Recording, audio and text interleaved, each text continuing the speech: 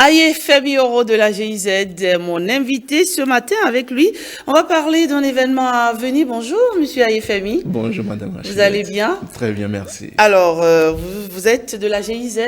Parlez-nous un peu rapidement de ce que vous faites à la GIZ d'abord. D'accord, bonjour. Oui, bonjour. Merci de nous recevoir. Je suis conseiller technique en TIC et entrepreneuriat numérique au sein des projets d'appui au Centre de transformation digitale du Bénin qui sont financés par la coopération allemande et mis en œuvre par la GIZ Bénin.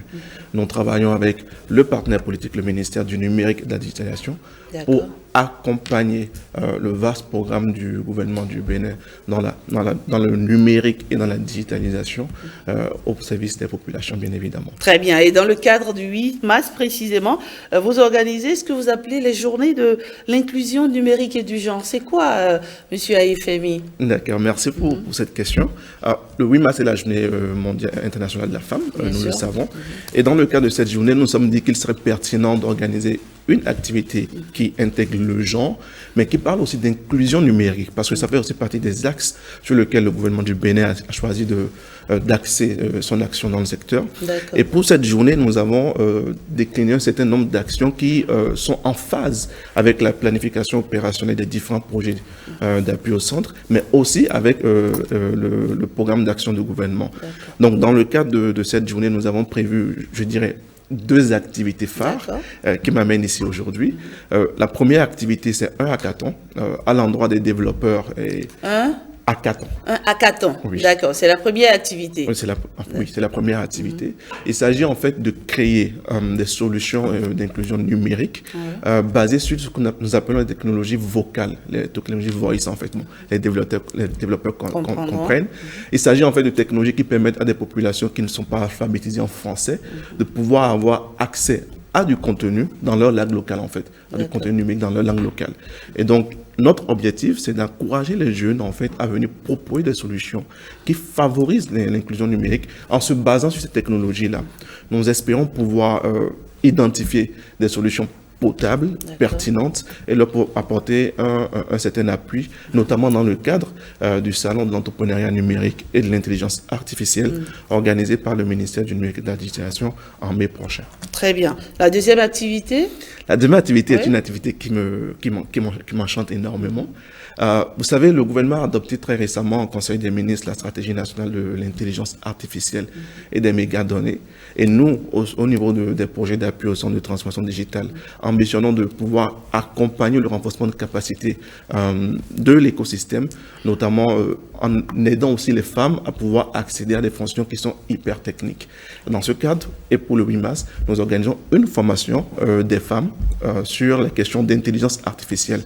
Pour participer à cette formation, il faut avoir... C'est intéressant ça. C'est très intéressant. Je vous y invite. Si vous avez le minimum. Oui, mais qu'est-ce qu'il faut? Le minimum, c'est d'avoir des connaissances assez basiques en informatique. En fait, il faut avoir un minimum de background en informatique avant de prétendre à ces formations. Donc, pour le hackathon, j'aimerais revenir sur cela. Si vous êtes un groupe de développeurs, on veut 3 personnes, dont au moins une femme par équipe, nous tenons quand même à la question du genre. Ils peuvent postuler en nous rejoignant sur notre page Facebook Centre de transformation digitale Bénin, sur laquelle ils auront tout l'appel à candidature. Centre de transformation digitale Bénin. Oui, Centre de transformation digitale Bénin. Sur lequel, sur cette page-là, ils auront l'appel à candidature, ils auront les liens pour postuler. Et le dernier délai, c'est le lundi prochain. Le lundi prochain, oui, déjà. C'est déjà là, oui. Allez, faites vite, c'est dans quelques jours seulement. On peut s'inscrire sur la page, n'est-ce pas? Bien sûr, le lien, tous les critères, tout est sur cette page-là pour pouvoir s'inscrire. C'est quelques critères, ce n'est pas grand-chose. C'est de pouvoir être en équipe, 3 personnes, au moins une femme, 2 développeurs, un designer. C'est de pouvoir s'engager à participer effectivement au hackathon qui aura le 6, le 7 et le 8 mars. Et c'est de pouvoir s'engager aussi à suivre le processus d'accompagnement qui suivra en fait le hackathon proprement dit. D'accord. Voilà. Il y aura des accompagnements financiers aussi en termes de renforcement de capacité et beaucoup plus en termes de renforcement de capacité. Vous savez, les solutions technologiques KNS, le premier besoin n'est pas forcément financier. Je le financier est important, mais il y a un besoin en termes de renforcement de capacité, en termes de networking, en termes d'appui même en fait à la solution que nous proposons d'offrir aux candidats éventuels qui participeront.